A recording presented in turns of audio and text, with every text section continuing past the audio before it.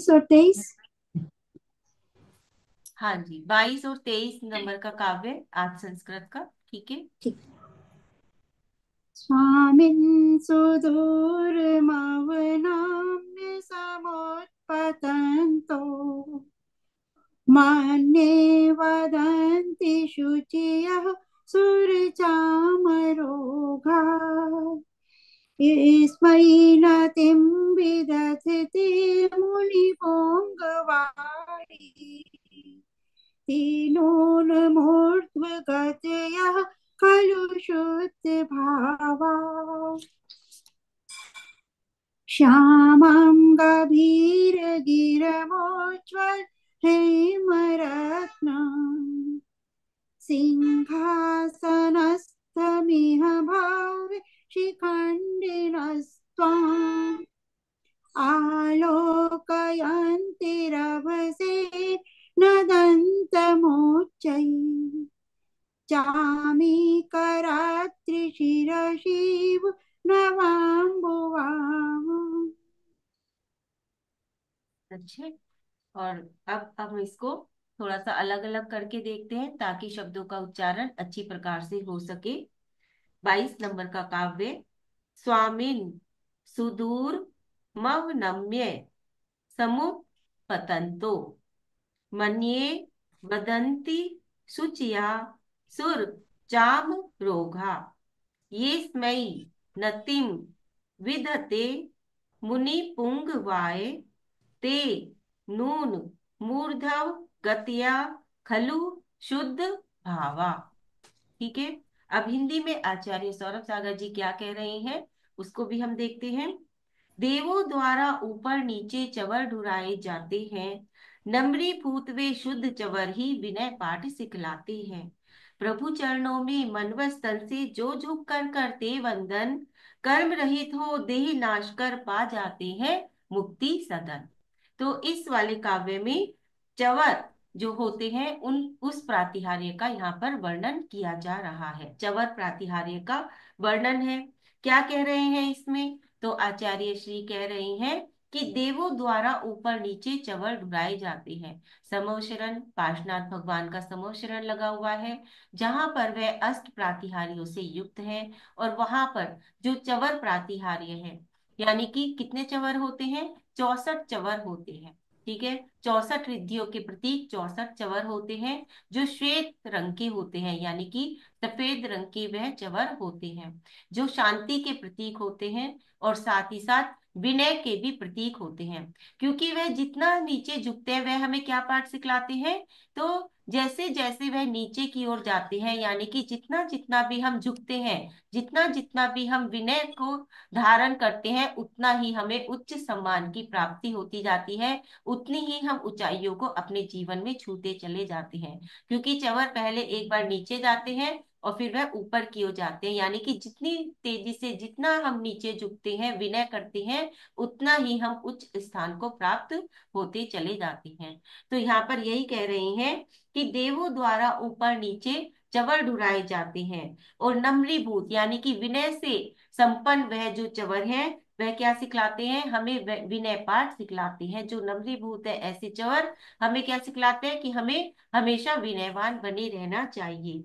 तो इसी प्रकार से कह रहे हैं कि प्रभु चरणों में मन व तन से जो झुक कर करते वंदन, यानी कि जो प्रभु के चरणों में तीनों तीनों से, यानी कि अपने मन से भी, वचन से भी और काया से, तीनों को एक करके जो वंदन करते हैं, जो उनके चरणों में जाकर झुकते हैं, वह क्या करते हैं? वह अपने कर्म को काट कर, कर्म रहित होकर अपनी देह का नाश कर देते हैं। यानी कि वह क्या प्राप्त कर लेते हैं? वह भी परमात्मा बन जाते हैं, मोक्ष रूपी लक्ष्मी को प्राप्त कर लेते हैं। यानी कि जितना जितना झुकते हैं उतना उतना ही ऊंचे उठते चले जाते हैं। और सिर्फ एक से ही नहीं कि हम खाली काय से जा रहे हैं। कई लोग होते हैं जो मंदिर सिर्फ काया से जाते हैं, गए जल्दी जल्दी दर्शन किए और फिर आ गए, ऐसे नहीं, वो तो सिर्फ काया से हो गया। लेकिन जो काया से भी और मन से भी, यानी कि अपना मन दर्शन करने में लगा रहे हैं, उनकी पूजा आराधना में लगा रहे हैं। काया से तो गए ही हैं, लेकिन अपने मन को भी वहां पर समर्पित कर दिया है। ठीक है। और वचन, यानी कि स्तुति के द्वारा, पूजा पाठ के द्वारा, यानी कि उनके गुणों का अनुवाद करते हुए अपने वचनों का भी प्रयोग कर रहे हैं। तो जो मन से, वचन से और काया से प्रभु के चरणों में समर्पित होते हैं, वे अपने कर्मों का नाश करके, इस देह का नाश करके परमात्मा में ही लीन हो जाते हैं, यानी कि मोक्ष को, सिद्ध पद को प्राप्त कर लेते हैं। तो ये देखिए कितने अच्छे अच्छे यहाँ पर प्रातिहार्य के वर्णन निकल रहे हैं। एक एक प्रातिहार्य को जब हम सुनते हैं, उसको समझते हैं, उसके महत्व को समझते हैं, तो हमें समझ में आता है कि किस प्रकार से हमें भी प्रभु के चरणों में अपने आप को समर्पित करना चाहिए। ठीक है। चलिए आइए अब इस काव्य को आगे समझते हैं। तो ये जो काव्य है, 22 नंबर का काव्य, ये मधुर फल प्रदायक है, यानी कि मधुर फल देने वाला है। ठीक है। तो मधुर फल हमें किस किस चीज में चाहिए? एक तो वे पेड़ पौधे जहां पर फल नहीं आते, यानी कि सूख गए हैं, फल नहीं आते, तो उसमें भी जब हम ये काव्य वहां पर पढ़ते हैं तो उनके अंदर भी मधुर फल, रस वाले फल आने प्रारंभ हो जाते हैं। दूसरा, अगर हमारे रिश्तों में कड़वाहट आ गई है, तो उन रिश्तों में भी मधुरता आनी प्रारंभ हो जाती है इस काव्य के द्वारा। ठीक है। मधुर संबंध हमारे बनने शुरू हो जाते हैं इस काव्य के द्वारा। ठीक है। और क्या करता है ये काव्य? तो ये, क्योंकि इसमें प्रकृति का वर्णन है, पेड़ पौधों का, वनों का वर्णन है, तो ये हमारा ऑक्सीजन लेवल भी बढ़ाता है। जो हमारे ऑक्सीजन की कमी हो जाती है हमारे अंदर, तो हमारे ऑक्सीजन लेवल को भी ये काव्य के द्वारा हम इसको पूरा कर सकते हैं। और साथ ही साथ बदलते मौसम के जो रोग होते हैं, जैसे गर्मी से सर्दी आई तो उस वक्त जो रोग हो जाते हैं बदलते मौसम में, और सर्दी से गर्मी आई तो बदलते मौसम में, बारिश आ गई तो रोग हो गए, है ना। मतलब जो टेम्परेरी नहीं है, एकदम से बस मतलब आए और मौसम बदला और रोग हो गए चाहे उसमें खांसी जुकाम हो, चाहे उसमें बुखार का आना हो, इन्फेक्शन का हो जाना हो। ठीक है। तो वो वाले रोग के निवारण के लिए भी, और साथ ही गले और श्वास, उसमें भी खास तौर से जो गले खराब हो जाते हैं या श्वास में जो दिक्कत आ जाती है बदलते मौसम में, उन रोगों के इलाज के लिए भी हम ये 22 नंबर का काव्य कर सकते हैं। कैसे करना है? तो सबसे पहले वही काव्य को 27 बार पढ़ना है, विधि और मंत्र की जाप करनी है 11 दिन तक। और अगर ज्यादा दिक्कत है तो 21 दिन भी कर सकते हैं, 11 या 21 दिन तक।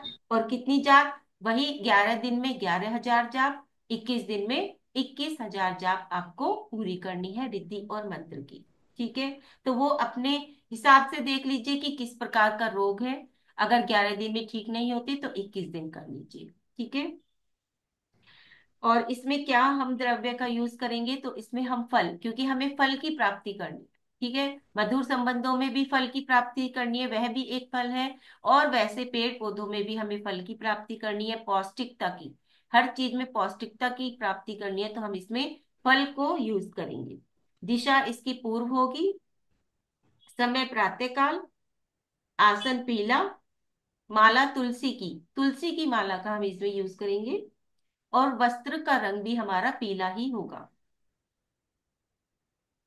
इसका जो बीजाक्षर है वो है ब्लूम बीजाक्षर। ब्लूम, आधा बै ले, ऊ की मात्रा और बिंदी, ब्लूम बीजाक्षर, जो कि व्यवहार बदलने हेतु बीजाक्षर है। क्योंकि अगर मान लीजिए रिश्तों में किसी की कड़वाहट है, कोई नाराज है, तो उसका व्यवहार हमारे प्रति बदल जाए, तो इसके लिए हम ब्लूम बीजाक्षर करेंगे, जो कि द्रावण बीज है। ठीक है। और मधुर रिश्तों के लिए और हम क्या कर सकते हैं? तो 7 शुक्रवार नारियल प्रभु के समक्ष समर्पित करने हैं। 7 शुक्रवार नारियल, गोला नहीं, नारियल। ठीक है। रिश्तों में मिठास आ जाए उसके लिए प्रत्येक शुक्रवार को 7 नारियल, यानी कि 7 शुक्रवार, एक शुक्रवार एक नारियल, ठीक है, इस तरह से प्रभु के समक्ष समर्पित करनी है। और क्या करना है? मंदिर जी में चवर दान कर सकते हैं। मंदिर जी में चवर के द्वारा प्रभु की भक्ति कर सकते हैं। जिनके अंदर बहुत अहंकार है, जो कभी झुकते नहीं है, मान लीजिए, क्योंकि अक्सर जो रिश्ते टूटते हैं वो ईगो के कारण टूटते हैं। ठीक है। तो जिनके अंदर बहुत ईगो है, तो उनको क्या करना चाहिए, भगवान के सामने जाके चवर ढोने चाहिए। तो उससे क्या है, उनका जो ईगो लेवल है वो कम होगा, उनके अंदर विनम्रता आएगी। तो इसलिए हम चवर ढोकर भी भगवान की भक्ति कर सकते हैं, चवर दान कर सकते हैं। और अगर हमारा ऑक्सीजन लेवल कम है या सांस की प्रॉब्लम है, तो अपनी क्षमता अनुसार पेड़ पौधे लगा सकते हैं। पेड़ पौधे लगाइए, पेड़ पौधों के बीच में रहिए, मेडिटेशन कीजिए, पेड़ पौधों के नीचे बैठकर, उनके साथ बैठकर, जिनका ऑक्सीजन ऑक्सीजन लेवल कम है, या फिर जिनको श्वास की प्रॉब्लम है, सांस की प्रॉब्लम है। ठीक है। और क्या कर सकते हैं, प्राणायाम कीजिए। प्राणायाम करने से भी सांस की जो दिक्कत होती है वो दूर होती है। इसकी जो रिद्धि और मंत्र है वो है, रिद्धि है ओम ह्रीम अरहम नमो तरुवत पणासणे। मंत्र है ओम नमो पद्मावते ईलव्युम नमः स्वाहा।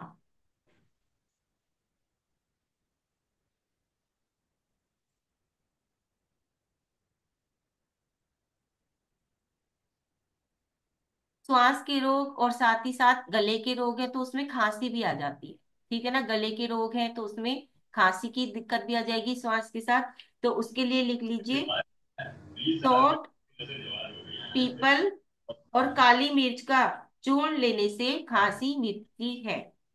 सौंठ, पीपल, सूखा पीपल जो आता है, ठीक है ना, और काली मिर्च का चूर्ण, उनको पीस लीजिए, तो उसका चूर्ण लेने से खांसी मिटती है। 12.5 ग्राम गुड़ और 12.5 ग्राम सरसों का तेल, उनको मिलाकर चाटने से भी सूखी खांसी मिटती है। 12.5 ग्राम गुड़ और 12.5 ग्राम सरसों का तेल, इनको आपस में मिला लीजिए, पेस्ट बना लीजिए। उसको चाटने से भी सूखी खांसी मिटती है, जो सूखी खांसी आती है। तुलसी के पत्तों को खाने से भी सूखी खांसी मिटती है, यानी कि ज्यादा तेज खांसी उठ रही है तो आप तुलसी के पत्ते मुंह में डाल सकते हैं, उससे भी आपकी खांसी रुक जाएगी। आवाज आ रही है रेणु जी मेरी? हाँ जी, हाँ जी। नेटवर्क बड़ा दिक्कत कर रहा है हमारा आजकल, नेट स्लो चल रहा है आजकल। बहुत ज्यादा स्लो चल रहा है, हाँ। आता ही नहीं है, भाग जाता है। छोटी इलायची और पीपला मूल के चूर्ण को, छोटी इलायची और पीपला चूर्ण मूल के चूर्ण को घृत के साथ, घृत मतलब घी, घी के साथ चाटने से जो कफ हमारे अंदर जमा होता है वो सारा का सारा निकल जाता है, कफ निकल जाता है।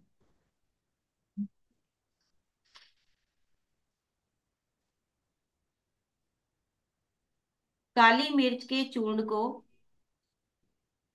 मिश्री की चाशनी में लेने से, काली मिर्च के चूर्ण को मिश्री की चाशनी बनाइए, उसमें लेने से श्वास की खांसी मिटती है। श्वास की खांसी मतलब जो धसका लग जाता है, धसके वाली जो खांसी होती है, ठीक है, वो मिटती है।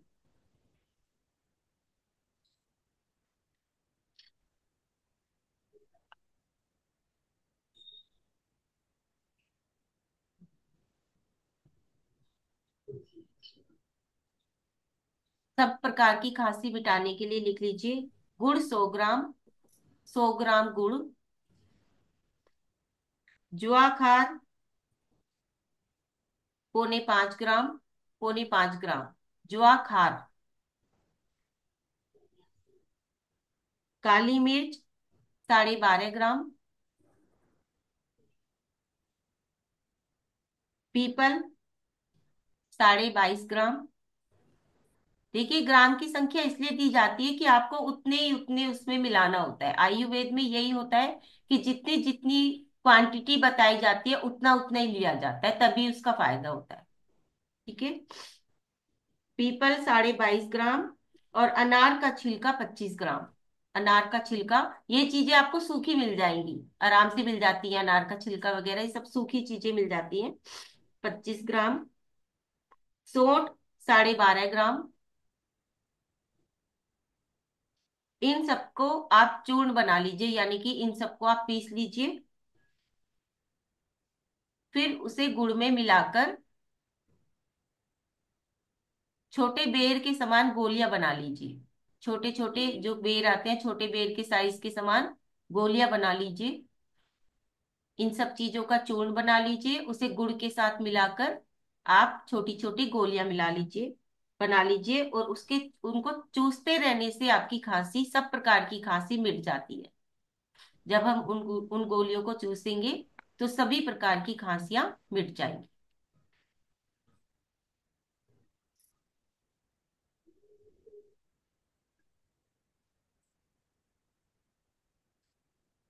पान में, जो पान होता है उसमें अजवाइन रखकर चबा चबा कर पीक निगलने से सूखी खांसी मिटती है।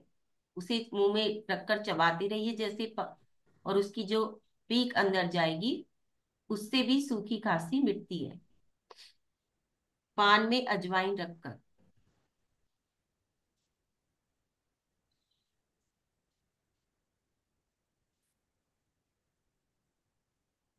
आम की गुठली, आम की जो गुठली होती है उसके अंदर गिरी होती है, तो उस गिरी को खाने से भी श्वास रोग मिटते हैं। जो सांस के रोग होते हैं वह सारे के सारे मिटते हैं आम की गुठली की गिरी में।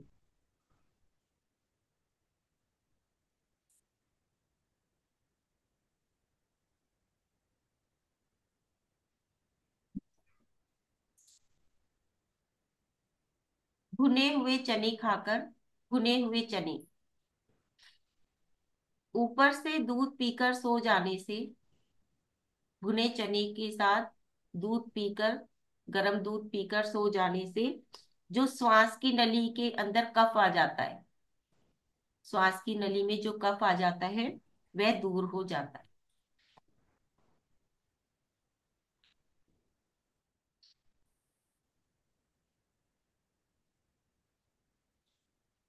सरसों के तेल में सेंधा नमक मिलाकर छाती पर मलने से श्वास रोग दब जाता है और कफ की गांठें बाहर निकल कर आ जाती हैं। यानी कि अगर आपकी छाती में कफ जम गया है तो वह क्या है, बाहर आ जाएगा। सरसों के तेल में सेंधा नमक मिलाकर उसको हल्का सा निवाय कर लीजिए और फिर छाती पर मलने से, ठीक है, जैसे विक्स भी मलते हैं बच्चों के, उसकी बजाय यदि हम ये मले तो ज्यादा आराम होता है। और इसमें एक और है, पान के पत्ते, जो पान का पत्ता आता है, पान जो खाने वाला हरा पान होता है उसका जो पत्ता आता है, उसको ले आइए और उसको काट कर पानी के सरसों के तेल में, यानी कि पहले उसको पीस लीजिए, पेस्ट बना लीजिए उसका, फिर उसको सरसों के तेल में डालकर हल्का सा गुनगुना कर लीजिए। पान के पत्तों को पीसकर सरसों के तेल में डालकर हल्का सा उसको गुनगुना कर लीजिए, पेस्ट की तरह, मतलब गाढ़ा होना चाहिए वो। और उसको भी अगर हम छाती पर मिलते हैं तो उससे भी सारा जो अंदर कफ होता है, बलगम होता है, वह दूर हो जाता है।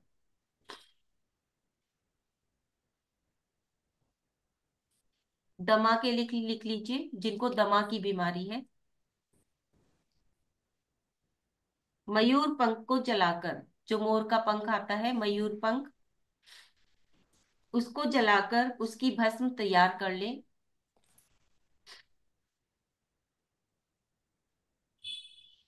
और 10 दिन तक एक रत्ती मात्रा में, एक रत्ती जितनी होती है उतनी मात्रा में उसे पान में रखकर सेवन करें। पान में रखकर उसको खा लें। मोर के पंख की राख भस्म तैयार कर लें और 10 दिन तक एक रत्ती वो राख पान के अंदर रखकर खा लें। तो उससे क्या होगा, दमा दूर हो जाएगा, जो दमा का रोग है वह दूर हो जाएगा।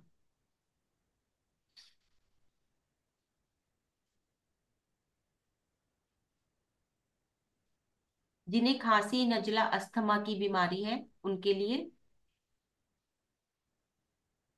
काली हल्दी का 1 चम्मच घिसा हुआ पाउडर, यानी कि 1 चम्मच पाउडर काली हल्दी का,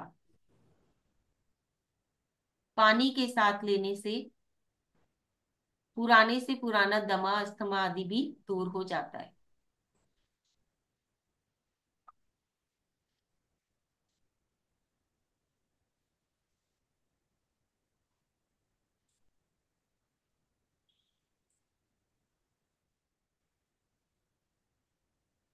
ठीक है, तो ये हो गए हमारे 22 नंबर के काव्य। अब हम 23 नंबर का काव्य देखेंगे, जो राज्य सम्मानदायक है, यानी कि हमें सम्मान दिलाता है। ठीक है, तो उसके लिए हम 23 नंबर का काव्य सबसे पहले संस्कृत में, श्यामम कबीर गिर मुज्ज्वल हेम रत्ना सिंहासनस थमीह भव्य शिखंडिनी स्वाम आलोक यंती नभसेन नदंत मुच्चैस चामी कराद्रि शिर शिव नवाम्बु वाहम। ठीक है, अब इसको हिंदी में कैसे कह रहे हैं आचार्य सौरभ सागर जी, उसको देखते हैं। उज्जवल कंचन में सिंहासन पर स्थित है श्यामल तन, गंभीर स्वरों में प्यारे तेरे खिर जाते हैं दिव्य वचन। स्वर्ण सुमेरु पर्वत पर जब होता मेघों का गर्जन, भव्य मोर हर्षित होकर के करते उसका अवलोकन। यहाँ पर सिंहासन प्रातिहार्य का वर्णन है। सिंहासन क्या है आप सभी जानते हैं। सिंहासन मतलब एक पद का मिलना, एक प्रतिष्ठा का मिलना। ठीक है, सिंहासन कैसा होता है, सिंहासन उसी को मिलता है जब किसी को कोई पद दे दिया जाता है, प्रतिष्ठा बढ़ती है, राज मान सम्मान बढ़ता है। ठीक है, राज्य में प्रतिष्ठा बढ़ती है, यानी कि राज्य में जैसे कि कोई नेता वगैरह है उनको भी क्या दे दिया जाता है, कुर्सी दे दी जाती है। तो उसी प्रकार से यहाँ पर सिंहासन का यही एक तरह से अपने प्रभुत्व को स्थापित करना, अपनी जो हमारी प्रभुत्व है उसको स्थापित करना। तो वो ये सिंहासन के अंदर आता है, सिंहासन प्राप्ति, यानी कि हमें हमारे मान सम्मान की बढ़ोतरी हो जानी। ठीक है, ऐश्वर्य का वर्णन, वैभव का वर्णन, ये सब का सब इस वाले काव्य के द्वारा होता है, यानी कि सर्वश्रेष्ठ होना। देखिए, उसी को पद प्रतिष्ठा मिलती है जो सर्वश्रेष्ठ होता है, उसी को लोग चुनते हैं जो सर्वश्रेष्ठ होता है। ठीक है, तो इस तरह से ये हम सर्वश्रेष्ठ है उसका भी यहाँ पर वर्णन होता है, यानी कि सर्वश्रेष्ठ बनने के लिए भी ये काव्य है। अगर मान सम्मान में हानि आ रही है किसी के, और अयश नाम कर्म का उदय आ रहा है, यानी कि उनका यश नहीं अयश फैल रहा है, चारों तरफ उनकी बुराई होती है, अयश नाम कर्म का उदय है, तब भी हम ये काव्य कर सकते हैं। मान लीजिए जो कोई काबिल है, ऑफिस वगैरह में मेहनत बहुत करते हैं, काबिल है आगे बढ़ने के लिए, आगे की सीट के लिए, प्रमोशन के लिए, लेकिन उन्हें नहीं मिलता, तो उसके लिए भी, यानी कि जो डिजर्व करते हैं अपनी उस चीज को, मेहनत पूरी करते हैं लेकिन फिर भी उन्हें वो चीज नहीं मिलती जो वो डिजर्व करते हैं, तो उसके लिए भी हम ये वाला काव्य कर सकते हैं। ठीक है, इस काव्य में क्या कह रहे हैं आचार्य श्री, कि उज्जवल कंचन में सिंहासन, कि हे भगवान, जो स्वर्ण निर्मित और रत्नों से जड़ित जो सिंहासन है, कहाँ पर होता है सिंहासन, 4 अंगुल ऊपर होता है समोह शरण में। ठीक है, तो उस सिंहासन पर विराजमान आप, और आपका श्यामल तन, श्यामल तन क्योंकि सांवले कलर के थे पार्श्वनाथ भगवान, तो उस रतन जड़ित स्वर्ण निर्मित सिंहासन पर बैठे हुए आप, यानी कि श्याम वर्ण वाले हे पार्श्वनाथ भगवान, आपको देखकर ऐसा जान पड़ता है जैसे सुमेरु पर्वत के ऊपर छाए हुए काले काले बादलों की घटाएं, और जिन्हें देखकर क्या होता है, जो मोर होते हैं वह भी क्या होते हैं, बड़ी उत्सुकता से उनकी ओर देखने लग जाते हैं, क्योंकि जब बादल आते हैं आसमान में तो मोर उन्हें उत्सुकता से देखते हैं कि कब बारिश होगी और कब हम नाचेंगे। ठीक है, तो उसी प्रकार से उस सिंहासन पर स्थित आपके श्याम वर्ण शरीर को देखकर जो भव्य जीव है, जो वहां उस समूह शरण में बैठे हुए हैं, वो उत्सुकता से आपकी ओर देख रहे हैं कि कब आपकी दिव्य ध्वनि घिरेगी और कब हम उस अमृत वाणी का रसपान करके अपनी आत्मा का कल्याण कर पाएंगे। ठीक है, तो ये यहाँ पर इसमें अर्थ बता रहे हैं सिंहासन प्रातिहार्य में। क्या इस काव्य से हम क्या क्या लाभ ले सकते हैं ये मैंने आपको बता ही दिया कि राज्य सम्मानदायक ये काव्य है। अब इस काव्य की साधना हम कैसे करेंगे। अच्छा, मेरे 22 नंबर के काव्य की भावना रह गई थी, पहले उसको भी बता देते हैं। तो 22 नंबर के काव्य की जो भावना है वो है, मुझे धन धान्य की प्राप्ति हो रही है। लिख लीजिए आप सभी, मुझे धन धान्य की प्राप्ति हो रही है। और दूसरी है, मेरे सभी रिश्ते बहुत मधुर हैं। जो रिश्तों के लिए करना चाहते हैं साधना, उन्हें वो ये वाली भावना कहेंगे कि मेरे सभी रिश्ते बहुत मधुर हैं। और जो फल आदि चाहते हैं, वह किसके लिए, मुझे धन धान्य की प्राप्ति हो रही है। ठीक है। हाँ, अब 23 नंबर का काव्य है, इसकी साधना कैसे करेंगे उसी प्रकार। सबसे पहले काव्य 27 बार, फिर रिद्धि और बंध। तो 23 दिन तक 23,000 जाप आपको पूरी करनी है। रिद्धि और मंत्र की 23 दिन में 23,000 जाप आपको पूरी करनी है। दीप के साथ, दीप मतलब दीपक के साथ, दीपक जलाकर। ठीक है, घी का दीपक जलाकर, देसी घी का। और इसमें दिशा पूर्व दिशा रहेगी। समय ब्रह्म मुहूर्त, आसन लाल, माला लाल, और रंग वस्त्र का वह भी लाल। इसका बीजाक्षर है ओम, जो आकर्षण बीज है और मान सम्मान में वृद्धि दिलाने वाला है। ठीक है। ओम की जाप कैसे करेंगे बीजाक्षर की, हमेशा अपने आज्ञा चक्र पर ध्यान लगाते हुए हमें ओम की जाप करनी चाहिए। ये हमारा आज्ञा चक्र है, तो अपना ध्यान सारा अपने माथे पर आज्ञा चक्र पर दोनों भुवों के बीच में लगाते हुए हमें ओम की जाप करनी चाहिए। उससे क्या होता है, हमारे मान सम्मान में बढ़ोतरी होती है। ठीक है। और इसमें क्या कर सकते हैं, तो अपने घर के ईशान कोण में मान सम्मान की प्राप्ति हेतु अपने घर के ईशान कोण में पीले रंग का बल्ब लगाएं। मतलब उसको जलाकर रखें। पीले, छोटा भी जला सकते हैं, जो 0 वाट का बल्ब आता है पीले रंग का। और सूर्य उदय होने से पहले प्रभु के दर्शन करें, यानी कि मंदिर जो जाएं वो सूर्य उदय होने से पहले जाएं। ठीक है।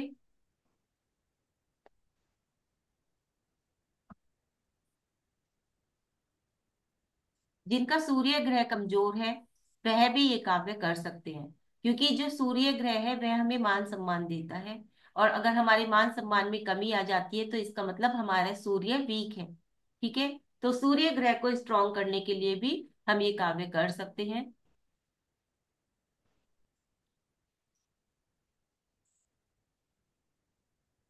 इसमें जो भावना है वह है, मेरा यश सूर्य की भांति फैल रहा है। मेरा यश सूर्य की भांति फैल रहा है।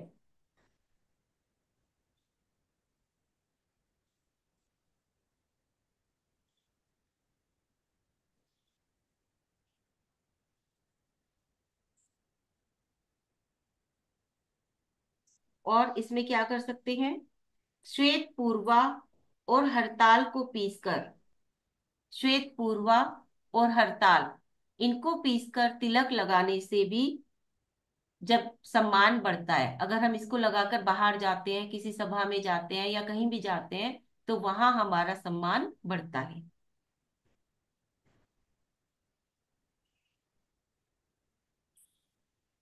मोर की शिखा अपने पास रखने से, यानी कि मोर पंख अपने पास रखने से भी हमें सर्वत्र सम्मान की प्राप्ति होती है।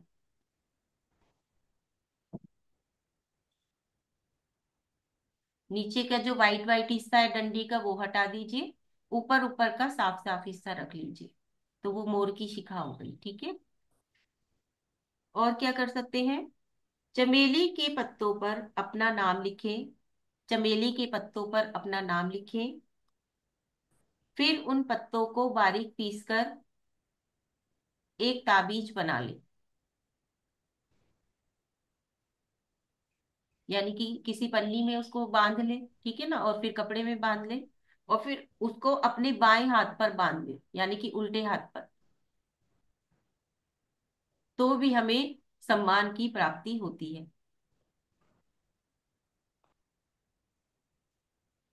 चमेली के पत्तों पर अपना नाम लिखें और फिर उनको पीस कर एक ताबीज बना लें और फिर उसको अपने उल्टे हाथ में बांध लें, तो भी हमें सम्मान की प्राप्ति होती है।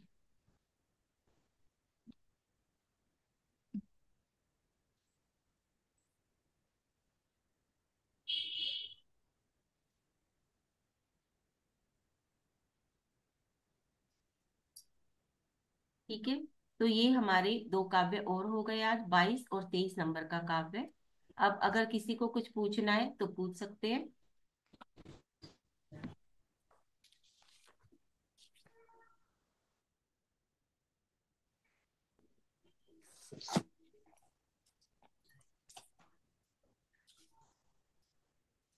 वरम। एक बार और सुना दीजिए, रिकॉर्डिंग हो अच्छा। जाएगी। जय अनंत उपकारी वाणी, तीन जगत कल्याणी, भव्यों के भाग्य वश कीर्ति, तीर्थंकर जिनकी वाणी। वंदे जिनवरम, वंदे जिनवरम। आगम की बगिया में चारों अनुयोग के सुमन खिले, गणधर ऋषिवर मुनिवर बैठे, श्रुत पादप की छाओ तले। साधुवाद में अनेकांत में जिनवाणी को वंदन है, तत्वों के यहाँ पुष्प है खिलते, मनमोहक वन नंदन है। वंदे जिनवरम, वंदे जिनवरम। बहुत अच्छी, बहुत ही अच्छी जिनवानी स्तुति, बहुत अच्छी। और हम्म। आपकी स्वयं की रचित ये जिनवानी है। इसी तरह से रोज रोज लिखते रहिए और रोज रोज सुनाते रहिए नई नई जिनवानी। ठीक है, आप इसी तरह भावना बनाते रहो, मेरे भाव ऐसे उमड़ते रहें और यहाँ बनती रहें, अच्छी बात है। बिल्कुल। कहते हैं ना, भव्यों के भाग्यवश। तो आप सब जब सुनते हैं अच्छे से तो अपने आप शब्द भी जो है वैसे वैसे निकल आते हैं।